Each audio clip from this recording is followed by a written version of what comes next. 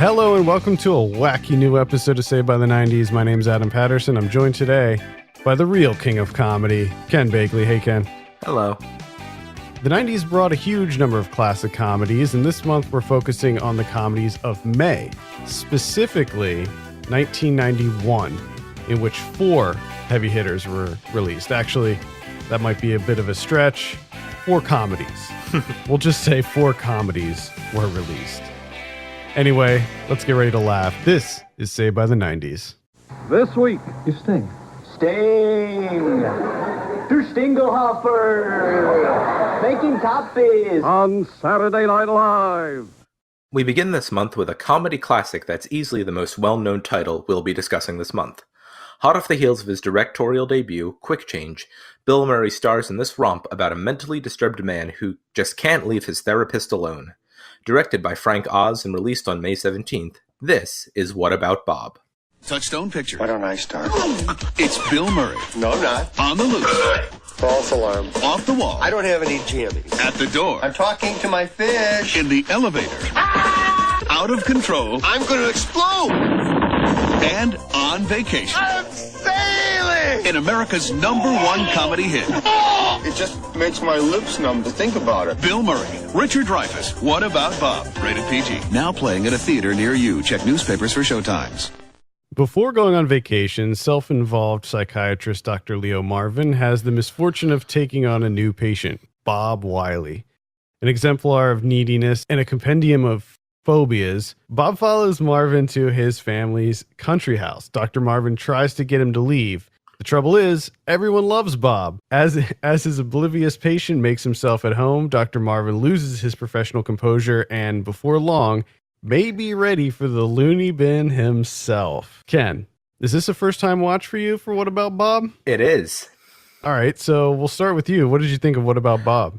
I liked it mainly because, like I said, I didn't know where this was going, and I was not prepared for just the levels that it went to. Like, it doesn't stop. You think you've found the point where it's going to finish its examination of these bizarre, eccentric characters, and it keeps going, like getting to a point where it crosses the boundaries of just a regular, silly comedy and becomes almost like a surreal farce by the end. Yeah, it gets surprisingly dark. It gets when you very think dark about it. When you think about what he does, what he's driven to. I mean, he tries to kill Bob. Mm-hmm. Let's just say that. He tries to kill Bob at the end. And yeah, it does get surprisingly dark. I love this movie. I've seen this movie many, many times. It's always a favorite of mine. It's one of my favorite Bill Murray movies, I think. I have a lot of favorite Bill Murray movies, but this is definitely one of them. I think this is one of his best roles, I think. Oh, definitely. He's spectacular in this. I think that it's the type of role that just allows him to do whatever he wants. Like, they just let him loose, you know? Mm-hmm. And they're just like, oh, be as weird and wacky as you want in this role. So he really had a lot of opportunity to just go wild. And to see him in this role bouncing off of Richard Dreyfuss, who is the psychiatrist, you know, playing the straight man who is driven to madness by Bob Wiley. I just thought that the pairing was so perfect. And very helpfully exacerbated by the fact that Bill Murray and Richard Dreyfuss very famously did not get along at all during the filming of this movie. Yeah. I thought Richard Dreyfuss was so funny in this too. There was one scene, it was towards the end, when he yells at Bob to get out of his car, but he doesn't even do it in audible words. He just kind of screams at him.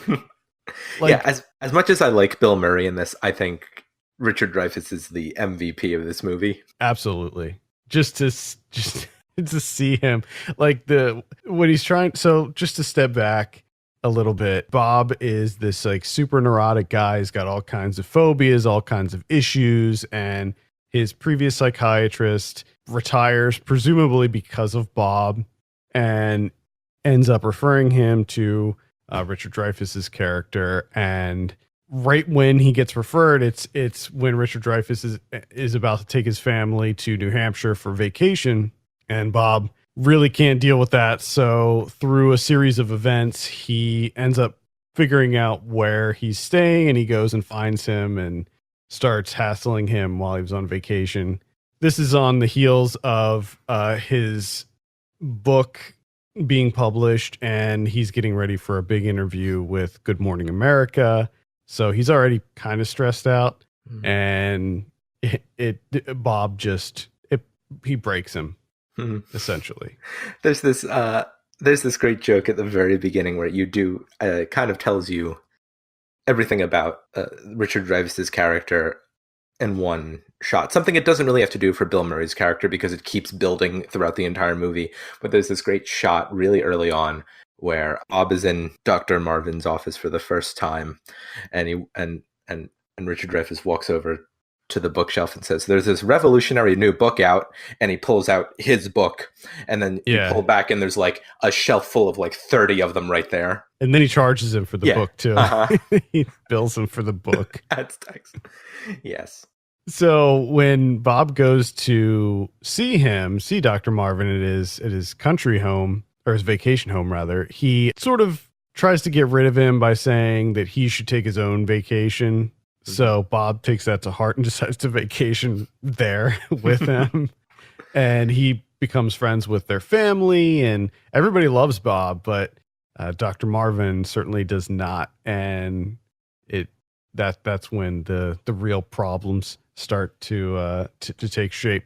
I love the scene when Bob spends the night because it's storming out, and the big interview with Good Morning America is the next morning. So he tells him, he's like, you got to leave at 6:30. They're coming at 7. You got to leave at 6:30. So he goes to wake Bob up in the morning at 6.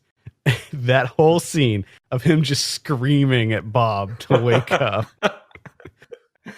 I loved that whole sequence. And then Bob gracefully wakes up with the alarm clock like 5 seconds later. Yeah. What I like about this, what I think helps the movie emphasize kind of how dark it is that as much as the Dr. Marvin character is very much a skewering of like self-absorbed professionals, I don't think there's anything terribly sympathetic about Bob either. Like, what helps this movie be as dark as it is it's really a push-pull between two unsympathetic main characters. Yeah. I will agree with that. I think that Dr. Marvin is far more unsympathetic. Oh yeah.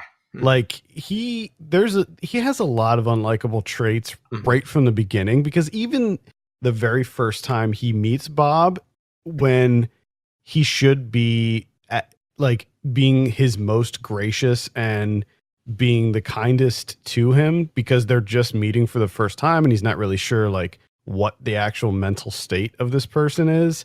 He's still kind of like, even though it's just supposed to be an introductory meeting, he just kind of, brushes him away. Like he's already checked out, like he's already on vacation at that point.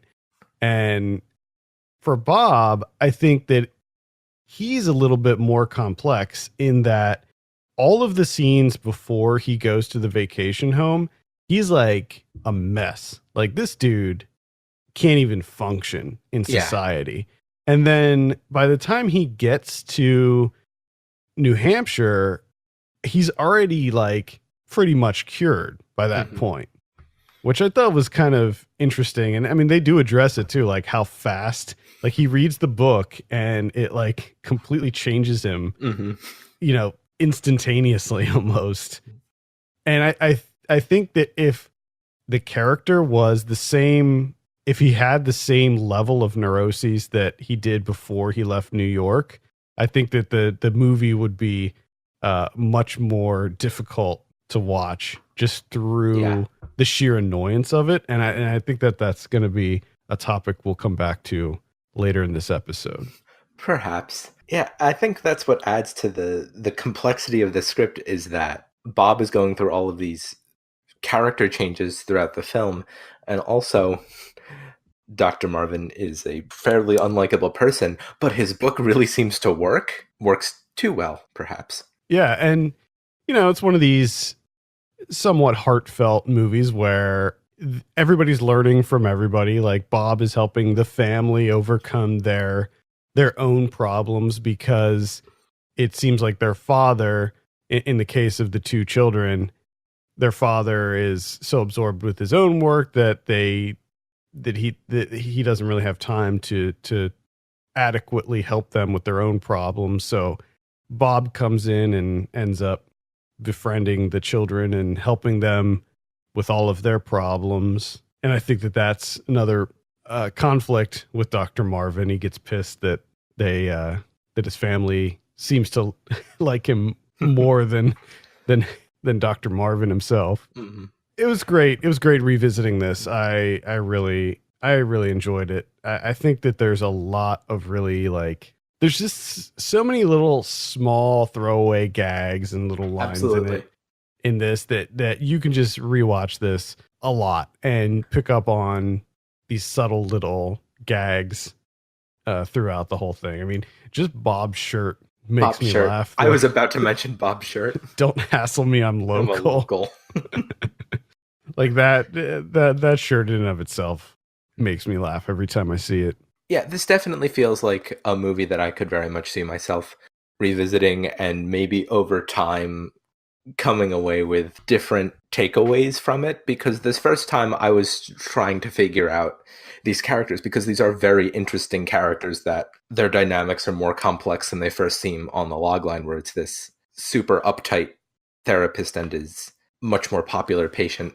But I think subsequent watches for me, if I get around to seeing this again in the future, will be more about trying to pick out all of those gags that I didn't really notice the first time. I hesitate to say this, but this is my top movie of what we're going to be talking about today.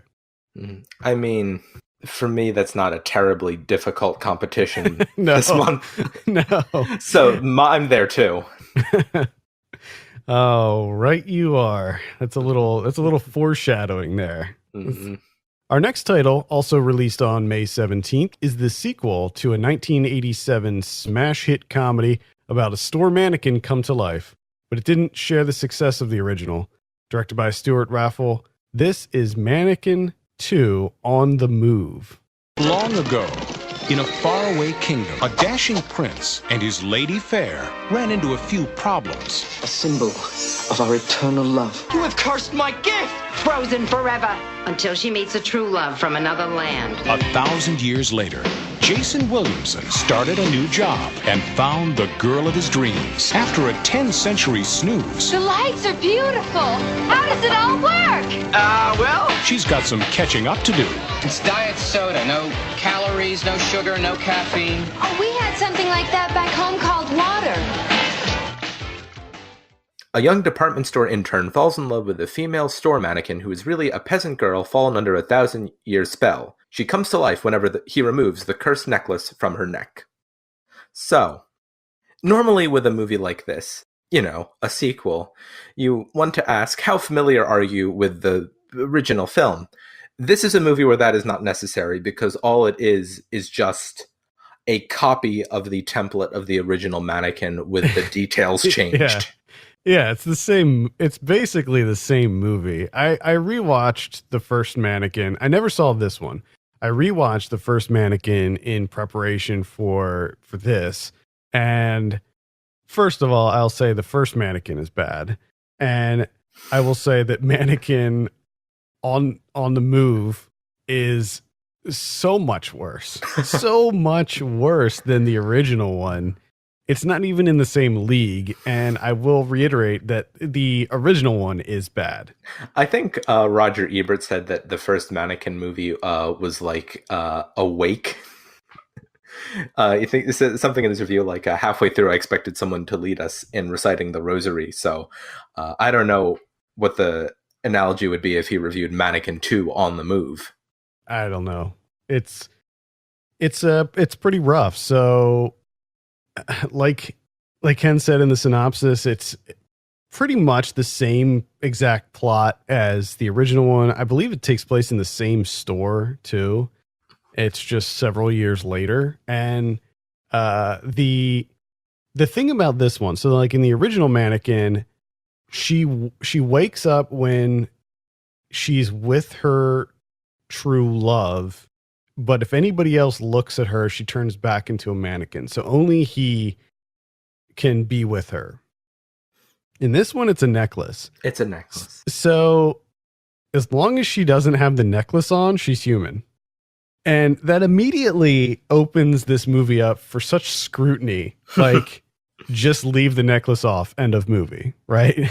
And there's at least one scene where she lets the bad guy put the necklace on, turning her back into a mannequin. And it's like, why did you do that? Just push him away. Just be like, no, I'm not going to wear this. It's insane. So Christy Swanson plays the princess, or she's not a princess. She's a peasant girl. And she's the mannequin in this. First of all, the movie starts off on a bad foot by having it take place 1,000 years in the past. Mm-hmm. And it's like this medieval thing, and it looks so bad. I love the scene when the main dude is getting off the horse and he stabs this guy in the foot. Mm-hmm. Now, back when they would wear armor, they would have metal armor on their feet, like foot coverings. And that was in this. However, it was like cloth. It was like a cloth version of metal armor. So the sword went right through his foot and like pinned him to the ground. Just it starts off bad. Feels like somehow symbolic of what's about to happen. Yeah. It starts off super bad. And then it jumps forward 1,000 years, and it turns out that this mannequin, this peasant girl that was turned into a mannequin through this cursed necklace, is, first of all, in pristine condition. There is not a scuff or a scratch on this mannequin for 1,000 years. Truly a blessed millennium to be a mannequin.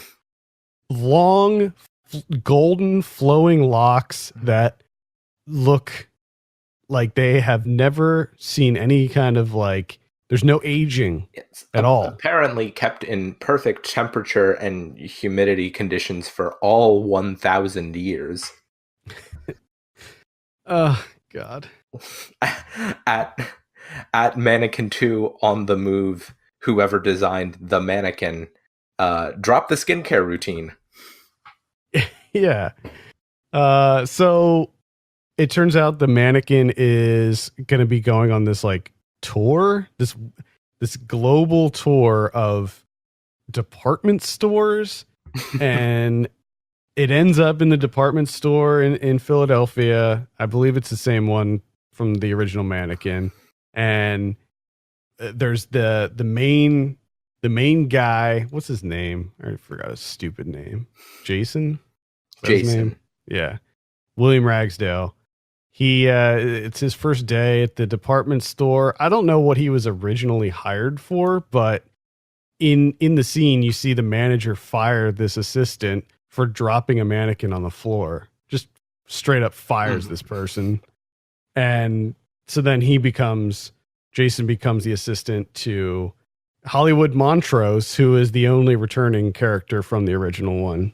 I hope he was compensated well. I hope so. It looked like a fun role. I mean, yeah. Still, it was probably a fun role for him. Still, doing a second one of these where you're the only returning cast member. Yeah, and he's the one that actually mentions the original Mannequin, and it's one line where he's just like, "This has happened before," and that's like the only connective tissue between this one and the original one. And I feel like, for all we talk about in these movies about how stunned you would be if something like this happened in your life, wouldn't you be even more shocked if it happened a second time? Yeah, absolutely. The burden of realization there was very, very low.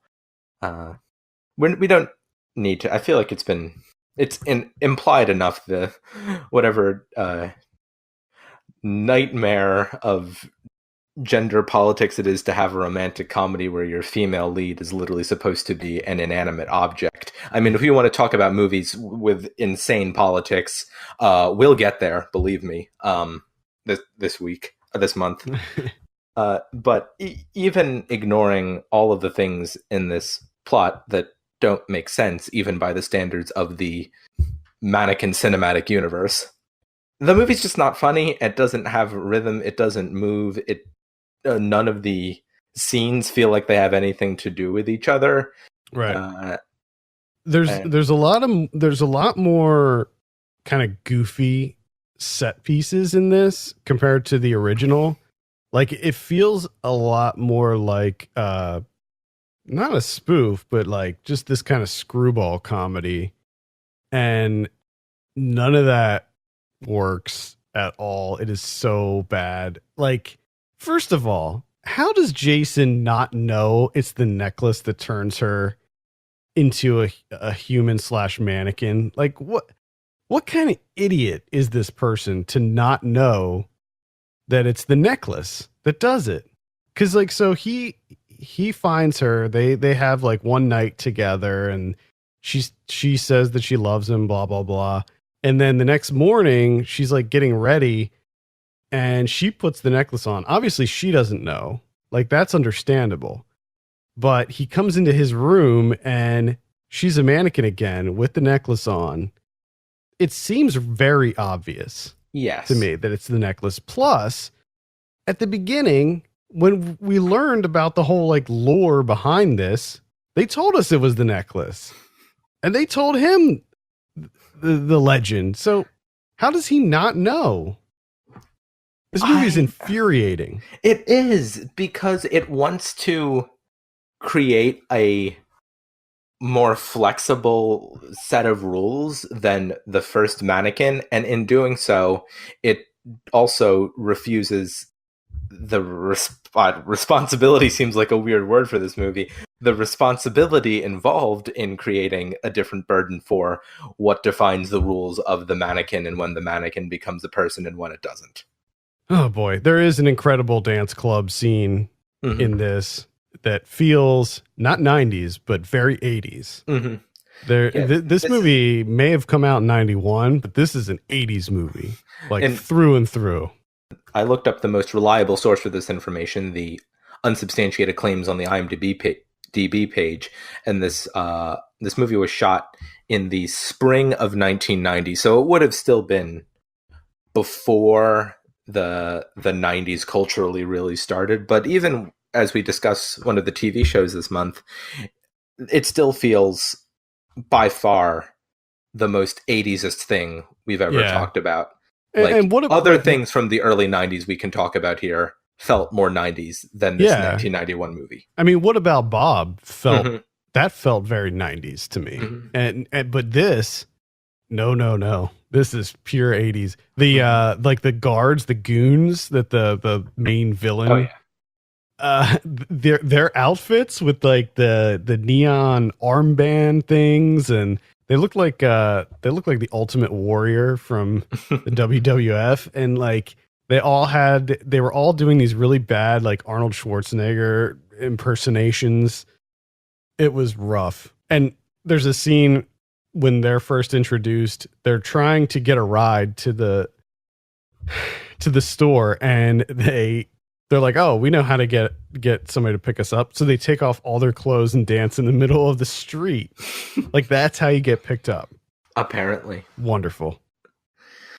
There's a really bad go-kart sequence where Jessie she's running away from the bad guys, and she hops into a go-kart that's on display in the store. And I guess not only does it have gas and is able to immediately turn on and be functional, but she somehow knows how to drive a go-kart like pretty well immediately, when she doesn't even know what a car is or anything.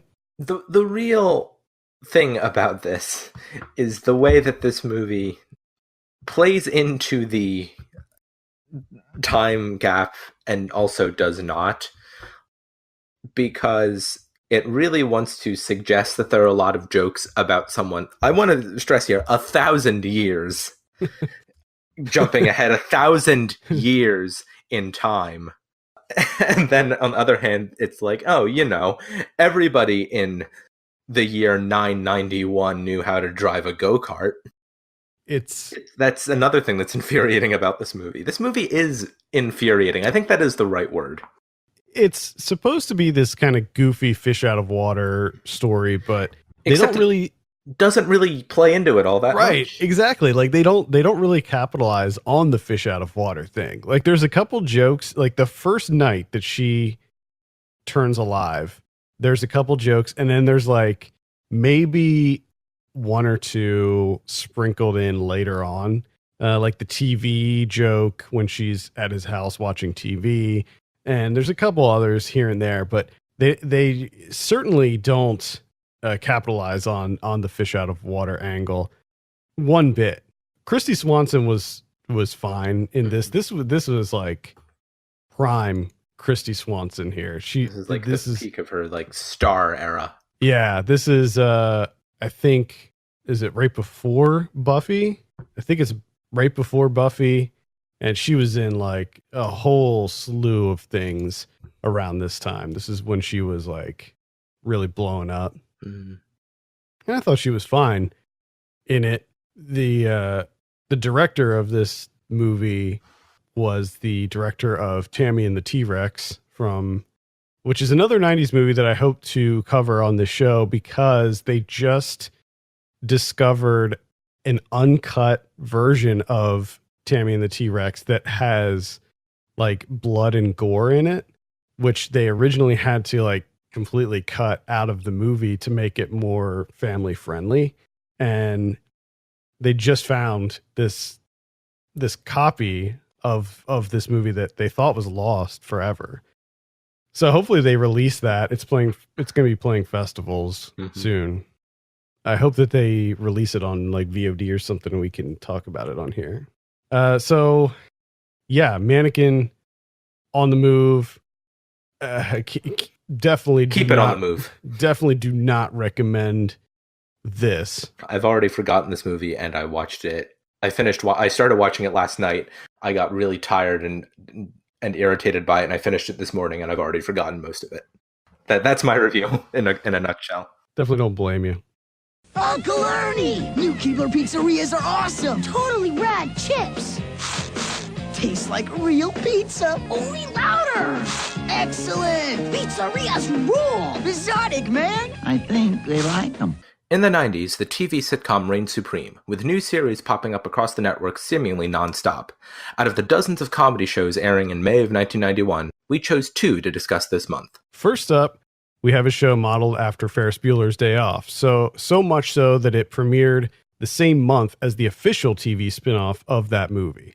Running for 3 seasons and 73 episodes from 1990 to 1993, this is Parker Lewis Can't Lose. Sunday, I'm seeing a man. Musso's been struck by love. Whoa, he's gonna bite her nose off. But when she falls for the wrong guy, it's up to Parker. We're going to the beefcake to set things right. What have you got to say for yourselves? Parker Lewis, it's hammer time. Can't Lose. An all-new episode Sunday. So I grew up watching this show. I loved Parker Lewis Can't Lose growing up, and we actually used the Parker Lewis theme song as inspiration for the intro to this show. Yeah, shout out to Adam Rochelle, who composed the theme music for our podcast, the wonderful composition you hear every month. Yeah, absolutely. So now that you got to see Parker Lewis Can't Lose, Ken, what did you think? I kind of like it. Is there ever been a cooler character in media than Parker Lewis? I don't think so. He can't lose. He doesn't. Yeah, he can't lose. It's in the name. I will say I was concerned about this because I haven't watched an episode of this for years and years and years, probably since I was a little kid and it was on TV. So I was very concerned that this is not going to hold up. Like, this is not going to work. And I was surprised in that I really enjoyed the first 2 episodes that we watched. I very much enjoyed it. I was into it. I thought it was clever. I liked it was unique, like the gadgets and the creativity behind this show. I liked all the silly like sound effects that they would use, and I thought the camera work was actually quite good. And I think that this is one that holds up.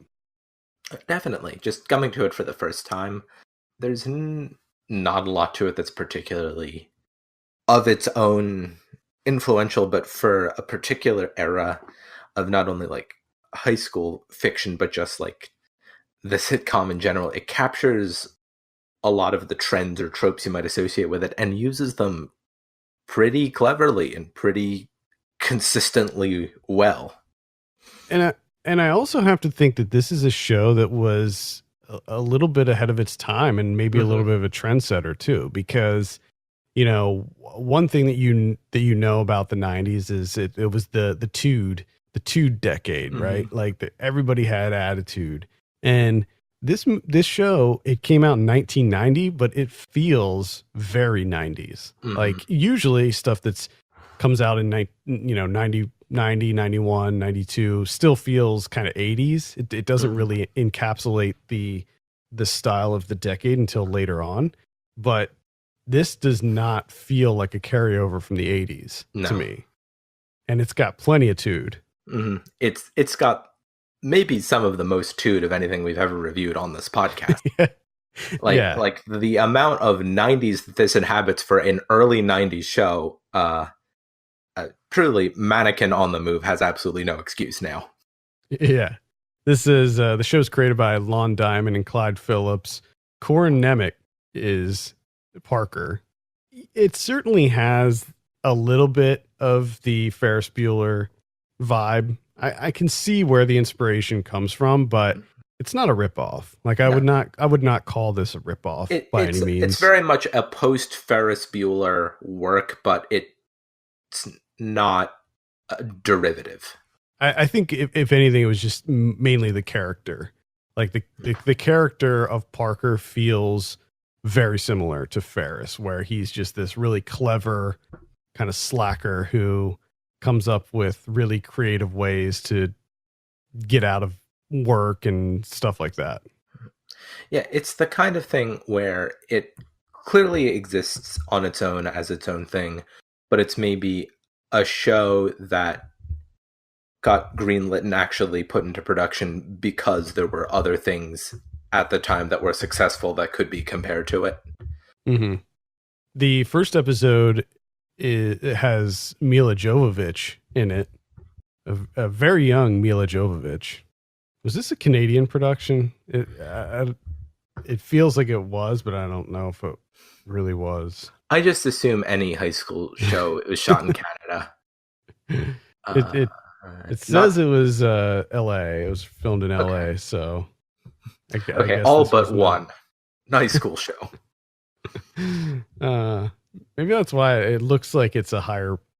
I think it has a higher production value than some of the other teen comedies of this time, the ones that were Canadian. I would say this is worth a look. Definitely. It is on Crackle, so you can see it. I think the whole thing is on Crackle. I'm not sure if it's a whole series or just the first season or what, but give it a look on Crackle. Crackle. Which is still around. I love that it's still around. That, in all honesty, should have vanished around like 2011, but we're still finding out. How many jokes do you think? I feel like that has to be a huge joke, is that they have to include that thing about why things crackle. Everything has to, why it crackles. So go on Crackle and find out why Parker Lewis can't lose. Crackles. It crackles because of the tude. Once upon a time, a baby dinosaur was born. Now all this prehistoric fun is yours with talking baby dinosaur. Baby dinosaur has 6 clever things to say. Welcome, Mama. I'm hungry. Feed my mouth. Hello, big boy. I'm gonna bite you now. That's my baby. Gotta love me. And I'll collect the entire Sinclair family. Earl, Frank. And the baby. Robbie, Charlene. And the baby. Yes, and the baby, too. Even Big B Richfield. Official talking baby and dinosaur figures sold separately. Gotta love me. While most sitcoms of this era follow traditional settings, taking place in family homes, workplaces, or schools, our next series would be a wild departure from the norm. Conceived by Jim Henson and airing for 4 seasons and 65 episodes, let's talk about Dinosaurs. Okay. I didn't know what Dinosaurs was. I knew the name. I knew people talking about it. I didn't know what Dinosaurs was until I watched it. Oh man. And oh my god. That makes it so much better. Once I realized that it was just a sitcom, like a regular like family sitcom, except everyone's a dinosaur. Yeah. I lost my mind. Yeah, so it's essentially like the Flintstones or the Honeymooners, right? Like the Flintstones was sort of derivative of the Honeymooners, and this is sort like of the Flintstones times a billion. Yeah. And, it was like you said, it was originally produced or created by Jim Henson. They were working on it right before he passed away. Mm-hmm. So I think the characters are a creation of Jim Henson. I don't know how much of the actual show has anything to do with him. I hope nothing, because I never really liked this show as a kid, and revisiting it now, man, it was just a chore to get through these episodes for me. Oh, yeah, absolutely. So first of all, I'll mention Jessica Walter. It voices the wife, Fran, and she's great. She's great in everything. Stuart Pankin is Earl, who you may know from Mannequin 2 on the Move. He was the manager of that of the store. And the show is so grating and annoying that I couldn't stand it. Like I didn't like it back when I was a kid. I found it to be annoying. Mm-hmm. The baby. It's really the baby. The baby. That's the main thing. And which is funny because like they really pushed this baby and it's stupid, like not the baby thing and the like gotta love me, that whole thing. And that was like really popular back then. And I don't know why. That's not a good thing that was popular. No, I remember my dad really hated this show, and he hated it because he thought that they were so disrespectful to the parents, specifically the father. And at the time, as like a 9-year-old kid or whatever, I was just like, I didn't see it. But now watching it, I'm just like, yeah, the baby's like calls him fat and is verbally and physically abusive to him. That baby's going to grow up to be a serial killer, a dinosaur serial killer. Probably. I don't know. How far does this show go? Is it like on a floating timeline where everyone's just the same age for the whole thing? I think so, yeah. Okay, well, then we can write the canon that's a dinosaur serial. That is the dinosaur that summons the asteroid. Well, they don't though. That's the thing. Remember the very beginning, the opening scene, the thing that sort of sets it up is that the premise is that the asteroid missed. Well, the asteroid comes back. Okay, another one, a different one. The asteroid comes back specifically because the chaos agent that is the baby cued it. It summoned the asteroid to come back. One thing that I thought was interesting, I don't know if this is in any of the other episodes or any of the other seasons, but I believe it's at the end of the first episode, the pilot, where you do see cavemen in this, and they're just like shaking their heads at how stupid they are. But I didn't remember. What is humans. The timeline there? So humans and dinosaurs are coexisting in the dinosaurs universe. Evidently, I'm not sure that you see them anymore in the show. So it might have just been a thing that they put in the pilot that they didn't. So this is like actually a covert, this is a covert project of the young Earth creationists. Maybe. Is that what we're discovering here? It could be. I thought if I needed another reason to dislike this. Everything was so old fashioned, like the comedy and the family dynamic felt like it was something out of the 50s. It was on some level you feel like that's intentional, and then it gets really irritating immediately once you realize how intentional it is. I mean, the character of Earl felt very much like what's the dude from the Honeymooners? What's his name? Felt like that guy, where you wouldn't put it past him that he probably beats his wife. You know, like he's probably an alcoholic, it's a and he terrifying probably character. Yeah, like doesn't seem to be very nice to his, and it's sort of like. It's sort of like, you know, Family Guy. Family Guy does the same thing, but the difference is that Family Guy is funny, so you can actually laugh at a lot of because it's so deliberately highly, you know, highly like pitched and over the top as a matter of principle. This somehow takes a show about a dinosaur family that acts like it's a human family and somehow finds a way to try and ground it. And it just becomes unsettling. Like, if this family dynamic were just human, it would be absolutely terrifying. Yeah. It would be a deeply traumatic depiction of characters. It would be, like, gutting. Anybody that grew up with this... This is a broken home. It is. It's an abusive, broken home. And that baby dinosaur is going to destroy everything. Oh god, it's just so annoying. I can't stand it. Like its voice is in my head right now. It's not now, but it will be in my nightmares tonight. Oh yeah. And it's so ugly too. Like the puppet is just, I mean, that's one positive that I will say about this is like the set design and the props and all of that were very detailed and very well done. Like the costumes and the puppets and stuff, they looked really good.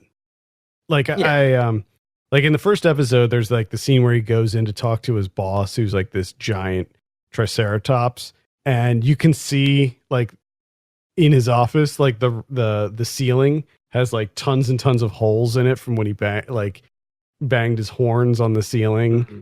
So there's a lot of little like there are small details here. Yeah, and I thought they did a really good job with that. I don't know if maybe this seems like a very expensive production, and I don't know if the show was canceled after 4 seasons, which seems like that's a really long time.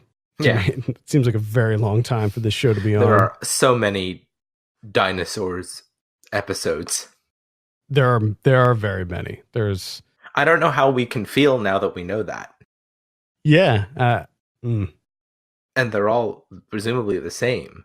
Like the jokes, like these jokes scared me. This comedy scared me.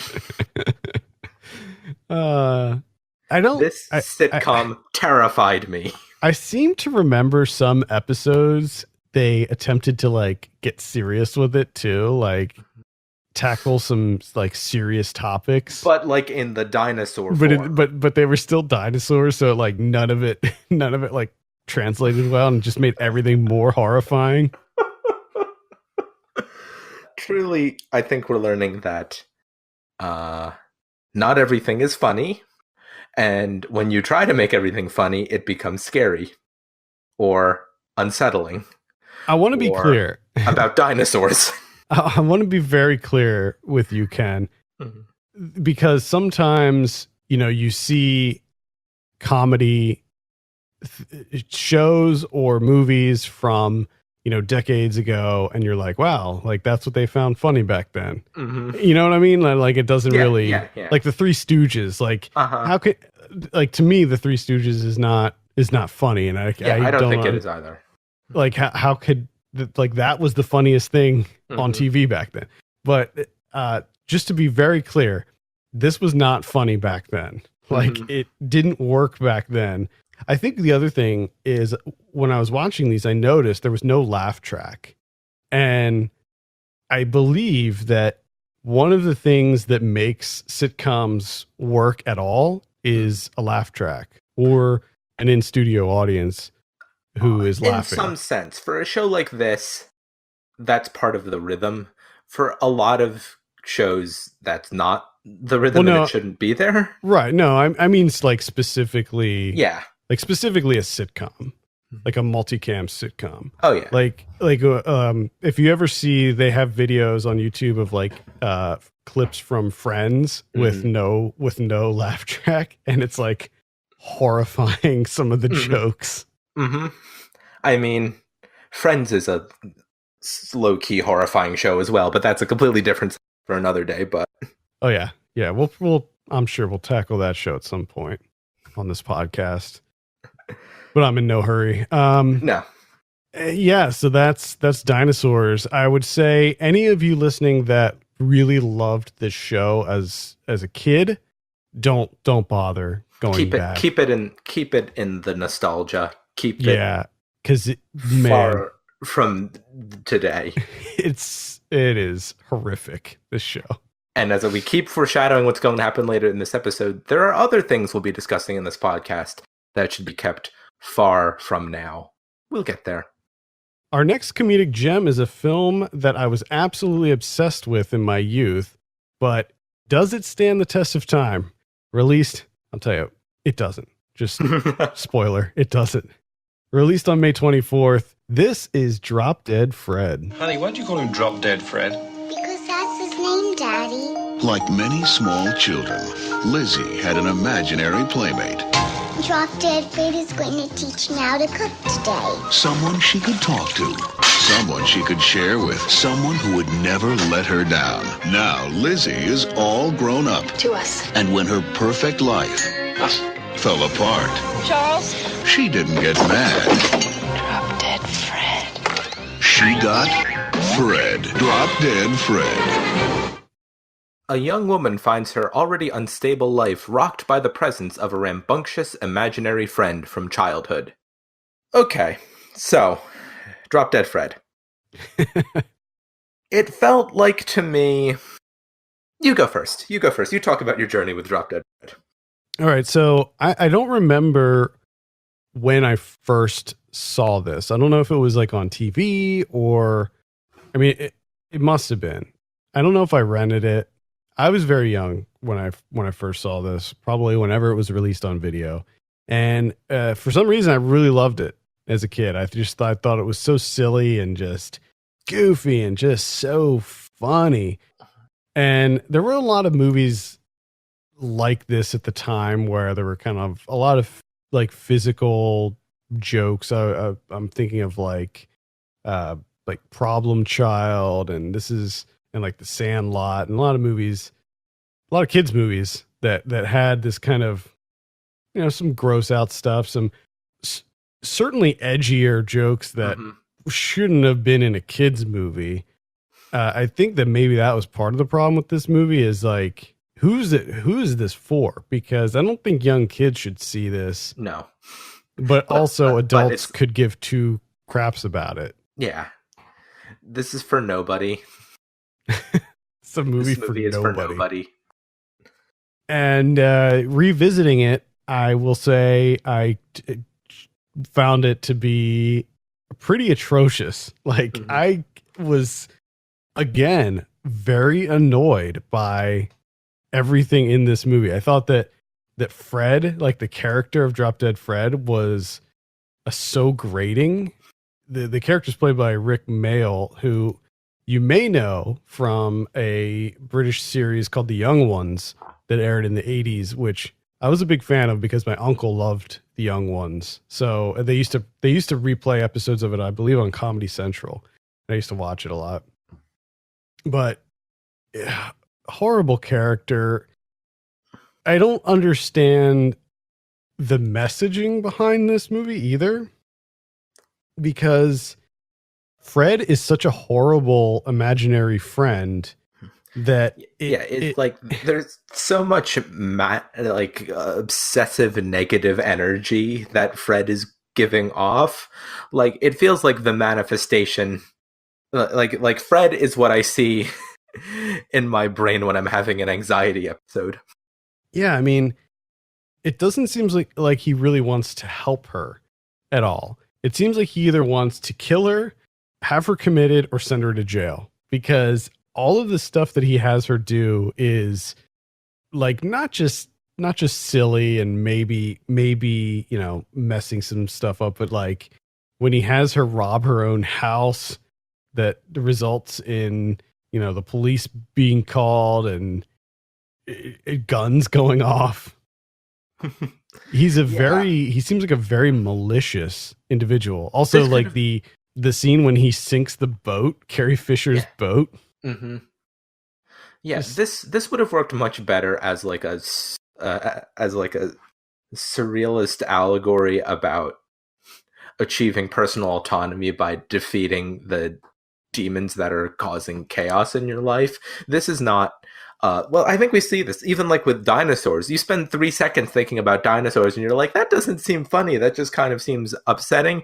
And this, like, if you thought about this happening, you'd be like, and that's supposed to be funny. And like, who thinks that's funny? If you think that's funny, then it feels like the earth is collapsing.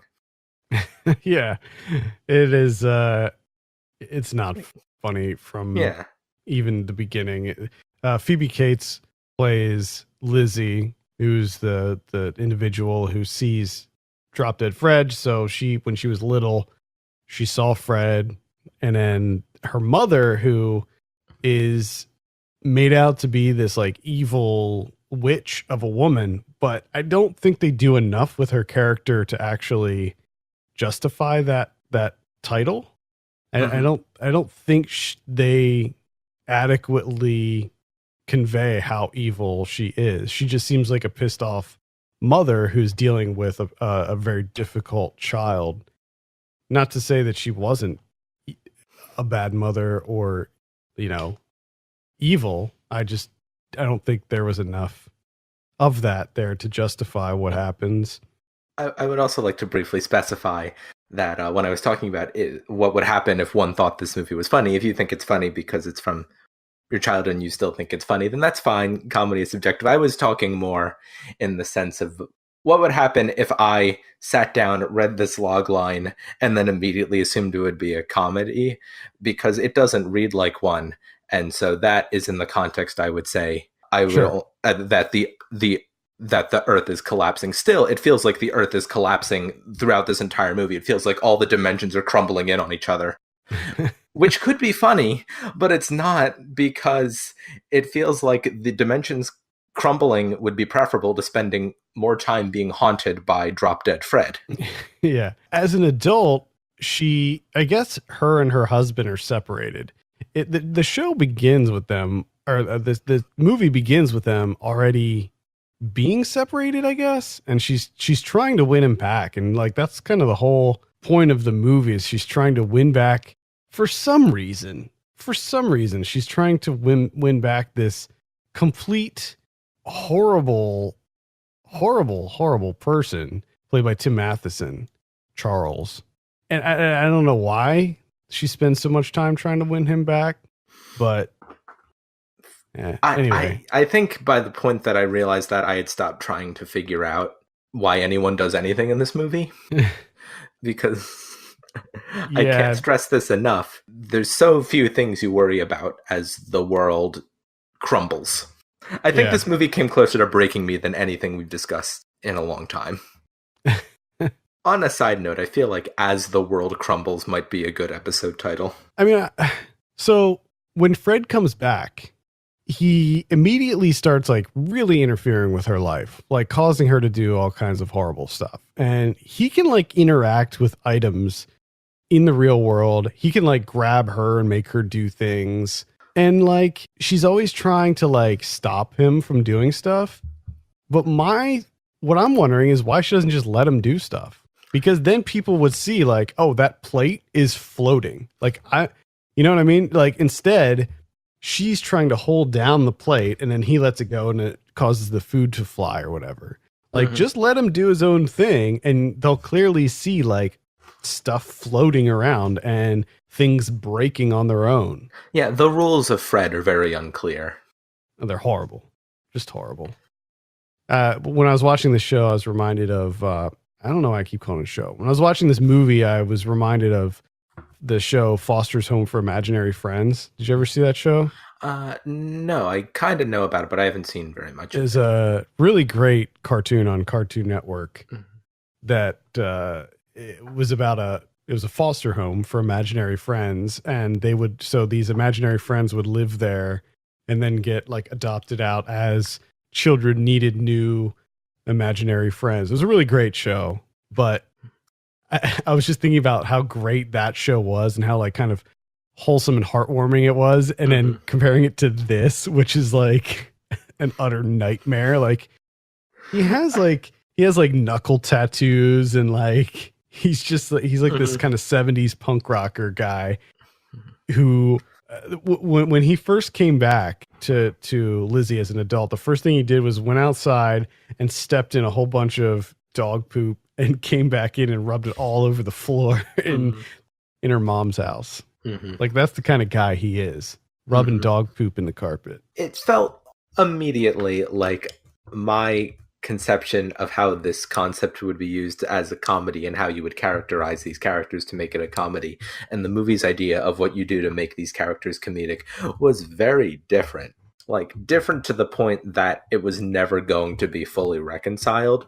And so once you realize that with that first scene, you spend the entire movie just kind of confused. One thing I will say that this movie reminded me of, and there's actually, I think, at least two of the movies that we talked about this month had the animated intros, and I miss the animated intros. Oh, in yeah. movies. They don't really do that anymore. I heard what's the new one that Rebel Wilson and Athlete? The Hustle apparently has an animated credit sequence. Oh, really? Yeah. Yeah. Doesn't make me want to see it anymore. Well, when it comes out, you can just like rent it and watch the intro. Just watch that. Yeah. So if you'd like. Maybe. They also, so what happens is Fred is causing so much turmoil that the mom ends up hiring this nurse to like force her to stay in her room and give her these pills that make Fred go away. Now, Lizzie by this point is like a grown woman. She's like in her probably late 20s or 30s at this point, and her mom is forcing her to stay in her room. Like it's kidnapping. She kidnaps her own daughter. The mother-daughter relationship in this movie is very toxic, but the movie does realize that. Like it does do things to help her get away from her mother's control and behavior. Yeah. Which then makes this movie even more confusing because it clearly has ideas of what it means for this main character to grow and for her to gain autonomy from all of the terrible people in her life, and by extension also Fred, which makes it all the more confusing that it's as wildly comedic as it is. I think that my favorite character in this was probably Carrie Fisher. I think that this was like also during this time was sort of prime Carrie Fisher. Yeah, my favorite character in many movies is whoever Carrie Fisher is playing. Yeah, I mean she was in Soapdish that also came out this same month. She was in The Burbs, which came out a couple years prior, and she was amazing in The Burbs. I feel like this was like a really just great run that Carrie Fisher had during this time. Mm-hmm. She was really good in this too. I wish she was in it more, actually. I just, what? Just get rid of Fred, get rid of Drop Dead Fred, and then just have Carrie Fisher. Yeah, I feel like an easy way to improve this movie, whatever you suggest for improving Drop Dead Fred, it begins with get rid of Drop Dead Fred. Yeah.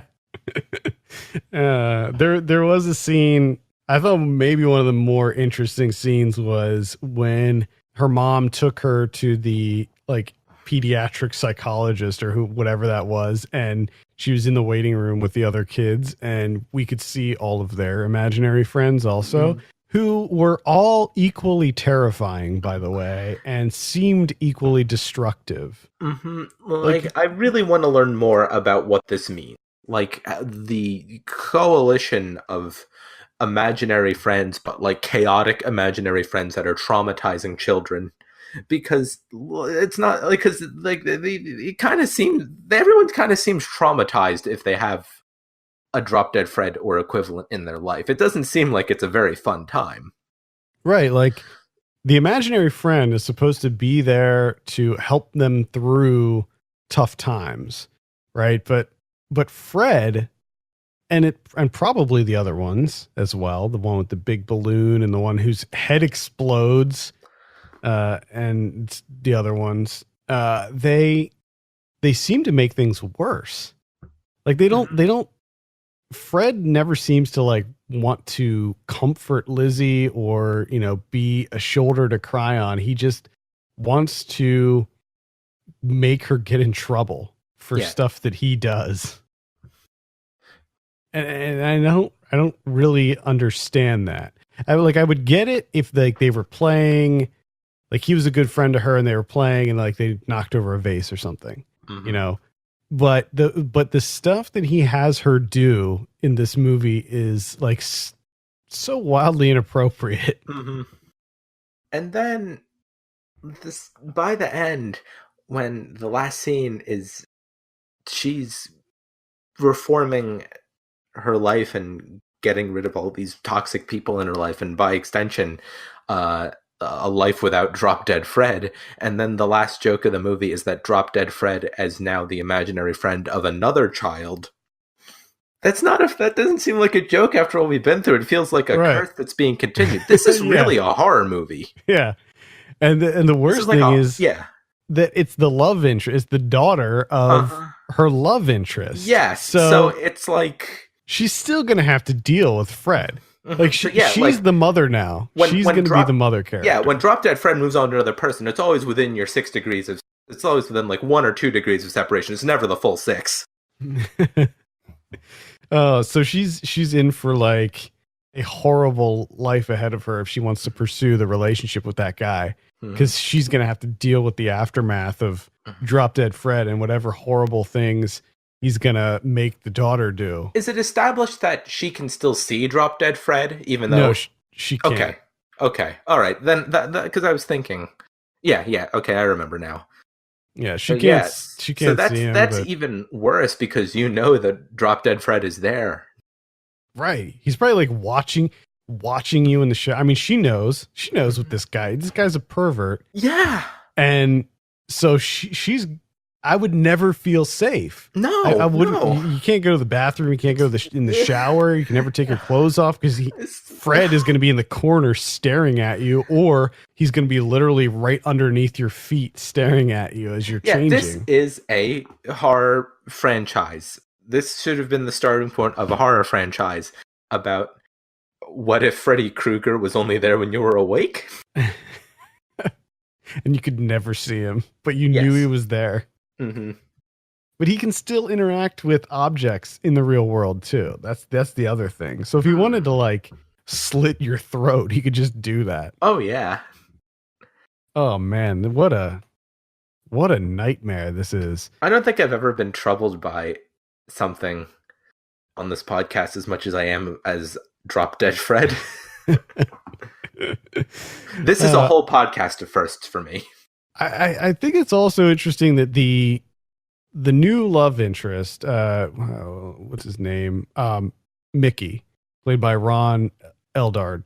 He knew about Fred because he grew up with Lizzie. Like they were best friends when they were little. And I'm pretty sure at some point, like when they meet up again as adults, when they meet each other again, I think that she mentions, because he remembers Fred, and I think that she talks to him about Fred, and then there's the whole thing at the restaurant. So when his daughter mentions Drop Dead Fred, why would he not immediately freak out? Because she calls him by name. If I had a friend growing up who had an imaginary friend named Drop Dead Fred, and like first of all, obviously you wouldn't immediately think like that. That's more than just an imaginary person. There's actually an entity there.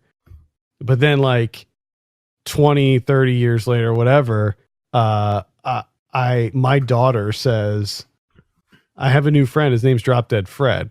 And I knew that like that name was never mentioned around my daughter. I'd freak out. Because what are the odds? you like this. Everything we've talked about this month is really defined by characters having strange reactions to things. Yeah. Anyway, Drop Dead Fred. Again, I cannot recommend this one. It's another one that if you enjoyed it as a kid, stay away from it because it is very bad. Yeah, it's not. I mean, if it were just bad, I don't think we would have talked about it as much. It's not that it's bad; it's that it's horrifying. Yeah, and it never reconciles and seems to be aware of exactly how horrifying it is. And so there's just this extreme dissonance the entire time. Our final film this month is a romantic comedy featuring an all-star cast, including Kevin Kline, Sally Field, Robert Downey Jr., Whoopi Goldberg, Elizabeth Shue, Carrie Fisher, and Terry Hatcher. Released on May 31st, this is Soapdish. Rod Randall comes back from Vienna? The guy was decapitated. Will you use your imagination? He doesn't have a head. Close list. There's romance. You still have feelings for me? Intrigue. They're plotting against me. Deception. You've got to kill him off and get him out of town. Give him a disease. And sex. I couldn't sleep with her. And they're not even on the air yet. Help me! You're kidding. Soapdish. You people have the morals of guinea pigs. Rated PG-13. The Dirt flies at a special sneak preview Sunday, May 26th at select theaters. An ambitious television soap opera actress connives with her producer to scuttle the career of the show's longtime star, but nothing works as they plan. Ken, what did you think about Soapdish? So, for the most part, this is a pretty kind of mid-level farce about show business. I think there's some really good performances in this movie, and it's got a great cast. I don't know. What did like before we get into the real thing? Like, have you seen this movie before? Nope. No, this is the first time watch for me. I've never. Yeah, seen yeah. it. I think you mentioned that to me. So when I was first reading about this movie, and I was like browsing it on Letterboxd, I noticed a lot of people really negatively reacting to something that happens in the last 5 minutes, and nobody exactly said what it was. And I thought, how bad could that be? Like, what could possibly? How could a movie possibly derail itself at the very end? Okay, and then I watched it. This movie gets fair warning to anyone who was thinking about watching this movie. This movie gets extremely transphobic in like the last 5 minutes. There's like a plot twist here that is played for all of the wrong laughs. That it not only does it not play in 2019, it just completely sucked me right out of it at the very end. Like I just because it's not a movie because it ends on it is the thing. Like it's like a not great thing that's aged even worse, and it ends on it. Like that's the giant like ha ha ha at the end. I will agree with you. I didn't see that coming. I thought that it was really inappropriate. I think that obviously it's of its time, and it was more okay to have those kind of jokes back then than they are now. I think also I think there's two sides to the ending. Like on one hand, it comes completely out of left field. Like I think that was another big part of this is that if the movie was kind of just like then you can kind of brace yourself for whatever it's going to throw at you at the end, but it just like knocks you over out of nowhere. Yeah, it was completely unearned. There was no reason for them to do that. Yeah. Just to be specific, and like obviously there's a blanket spoiler warning on this whole show. It turns out that like one of the characters was actually a man. The character is a trans woman who was assigned male at birth. To give it the proper modern nomenclature, yes, that's what it was. But in the movie, in the context of the movie, it's played as like, ha ha, she's a man. She's a boy. Yeah, that's why I was saying it that way. Not only is it played like that, which you would assume that a film in 1991 would not be terribly enlightened about such matters. The whole joke becomes Robert Downey's Jr. character has had sex with this woman, and as soon as he finds this out, he like has like a meltdown. That's the Drake joke. The woman is played by Kathy Moriarty, by the way, who I love. Yeah. Like, no, everyone's good in this movie. Yeah, I do want to touch on the performances and everything else, but keeping with this ending, I think that they were trying to go with the whole like soap opera twist. Yes. Angle, right? Like that. That's why they put that in there, because the whole joke is, oh well, like they're on a soap opera, but this whole thing, like their real lives are a soap opera, blah blah blah. And that's why they included that absolutely incoherent twist at the end. And yes, I will say it didn't work. I mean, I think that they do the same joke in Ace Ventura, Pet Detective, and I think that it's more egregious in Ace Ventura, because if I remember correctly, did you see Ace Ventura? I don't think I've seen it like all the way through, so I can't terribly. I can't really comment on it. It's a similar thing in Ace Ventura when they find out that Finkel is Einhorn and Einhorn is Finkel. There's like this whole like montage of Ace like washing his mouth out and scrubbing his mouth and stuff like that, which I think was far more egregious than how they did it in this movie. Not that I'm defending this movie, and what it did in any way, shape, or form. And then you think, like, extrapolating more about commenting on this movie as a whole, is that not only does that kind of stop the whole movie dead, just plot structurally, not even in terms of like, in 2019 we know that is a terrible treatment of the film's of the character, but just then you think about how that's the only thing you come away with from the movie in very large parts. And I think a lot of it's because like a recurring problem that this movie has is that in its effort to be kind of this big silly farce, like it's just filled with things that just seem to overly want to parody that soap opera thing and just start coming at you from nowhere. And so there's no real compelling through line to all of the comedy. It's just kind of scenes. Yeah. So like, for instance, Sally Field is like sort of the main character, is Celeste. She's this aging soap opera star, and Kathy Moriarty's character is having an affair with Robert Downey Jr.'s character, and they want to get her off the show. So they're trying to come up with ways to get her off the show. And then Elizabeth Shue comes in, and she is the niece of Sally Field's character. But as it turns out, oh no, she's the daughter. And she ends up sort of going out on a date with Kevin Kline's character, Jeffrey, who is actually her father. So yeah, you have all of these kind of silly soap opera tropes mixed in with the overall narrative. I think that some of it worked, most of it didn't. I think that I'll forget literally everything about this movie except the ending in a week's time. Yeah. Now that being said, as will I. I do want to underscore the performances in this, though, because first of all, Sally Field was incredible. She was so good in this. Is so good. I mean, she just owned that character. I thought that she was fantastic, and I'm not even a huge Sally Field fan, but I thought that she was just absolutely incredible in this. Robert Downey Jr. he's just doing his Robert Downey Jr. impersonation. Like he's doing his own character there. Yeah, Elizabeth Shue was good. She was fine in her role. She didn't have a very meaty role per se, but of course, Kathy Moriarty is always excellent as a villain, and she was fantastic in this as well. And then you also have Whoopi Goldberg and like Carrie Fisher in smaller roles. Whoopi Goldberg was good. Carrie Fisher had a very small role. What is the movies this month with getting Carrie Fisher and giving her nothing? Yeah, I don't know.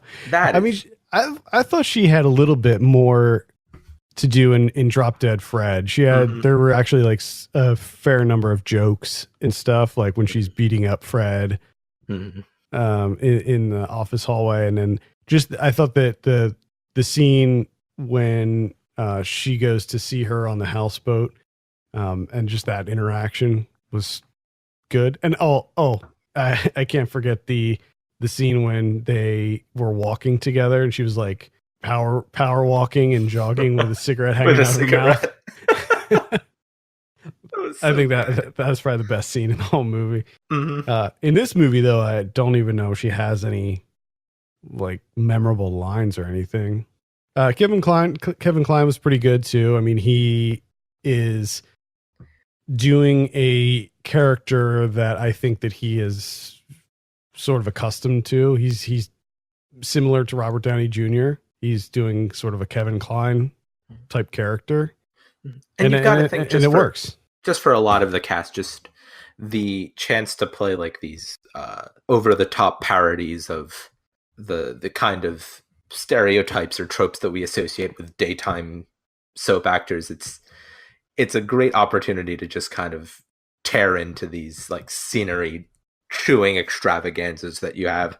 And the other thing is, like, you know, these are characters that many of these actors were hired to play, you know, in previous roles. So they get to, you know, pretend to be these characters again in a really over the top, extravagant way. And it's fun. The actual soap opera itself looks atrocious, even for soap opera standards.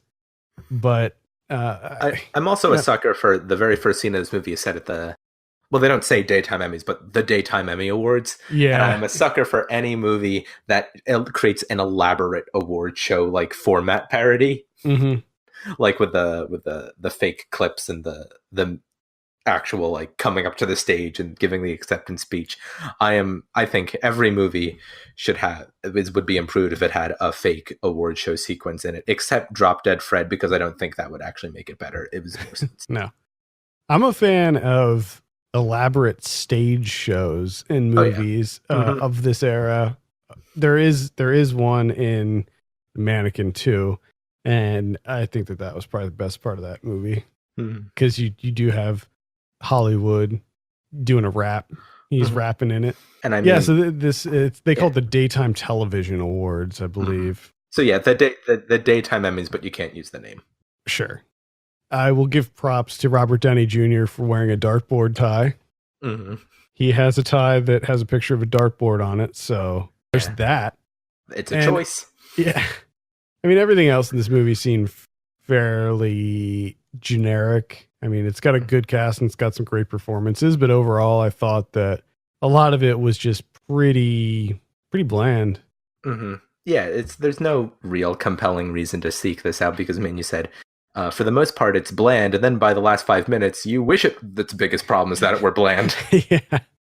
When that scene started up, there was a shot that shows the yearbook where they found the picture, and it says like Mohawk on it. And at first I thought, because you told me that there was something that happens in the last 5 minutes, and I thought I saw that and I was like, oh, is that it? Were they like making fun of Native Americans?